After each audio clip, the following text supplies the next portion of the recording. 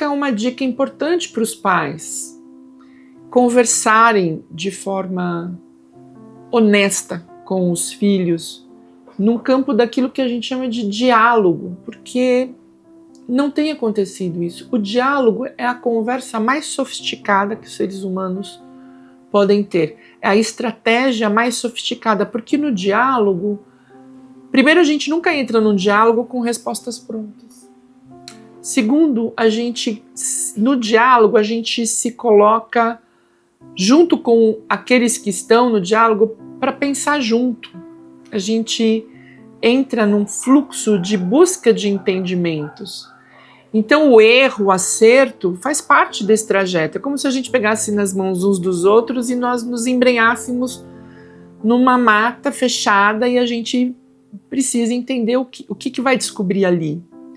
Geralmente os pais, eles acham que eles têm que dar palestra para os filhos, né? Eles são donos da verdade e eles precisam... E aí fica um monólogo, né? Porque a pessoa no alto da sua experiência, que muitas vezes não tem nenhuma relação com aquilo que de fato está acontecendo.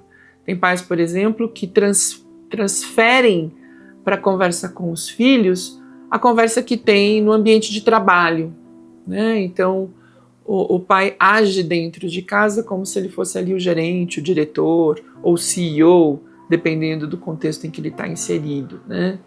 Ou um subordinado, então fala com a criança ou com o adolescente como se estivesse falando com alguém dando ordens, né, no sentido mais agressivo do termo. Veja, é importante a gente saber, a família ela é hierarquizada, mas essa hierarquia ela funciona para muitas coisas, mas ela não vai funcionar para tudo. E aí o diálogo mostra a gente para além do papel social que a gente tem. Então, é muito comum nós adultos nos lembrarmos das conversas que nós tínhamos com as pessoas mais velhas da nossa família. Que era isso. Então a gente sentava-se à mesa depois de uma refeição, depois de um encontro, e aí o vô e a avó contavam as suas histórias. E essas histórias, elas eram relatos de vivências. E essas vivências nos contavam de superação, de alegrias e tristezas, de sofrimentos. Então essas narrativas, elas preenchem a nossa alma de repertório. Acho que essa palavra para mim tem se repetido muito nos últimos tempos. Repertório. Qual o repertório que a gente tem? De onde eu vim? Qual a história dos meus antepassados? Quais lutas eles lutaram? Quais sonhos eles tiveram? Quais eles não realizaram? Por que isso? Não é? Nós não somos máquinas que nós vamos realizar tudo. Não! Onde foram parar os sonhos que a gente sonhou no passado? Eles se perderam, né? Em função de inúmeras coisas, de inúmeros cruzamentos ou bifurcações que a vida vai nos colocando. E às vezes a gente não diz isso para os filhos. Que é uma coisa, assim, aquele vídeo que você deve ter assistido, em que eu falo quem eu sou, essa história, o meu encontro com a filosofia.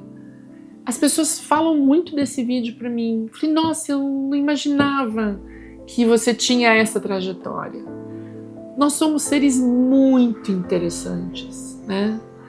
Tem um vídeo da Chimamanda Adichie que eu gosto muito, que ela fala do perigo da história única. Cada um de nós tem inúmeras histórias. E mesmo dentro das nossas famílias, essas histórias são contadas de inúmeras formas diferentes. Então essa tessitura de histórias, de narrativas, elas vão construindo em nós um repertório emocional.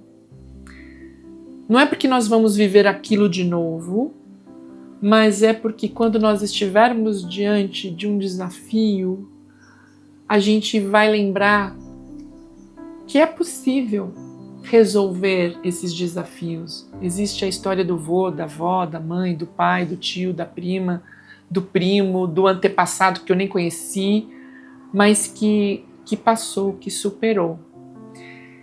Então, As novas gerações, elas se conectam com narrativas fragmentadas de pessoas que não têm vínculos com elas, em busca do quê?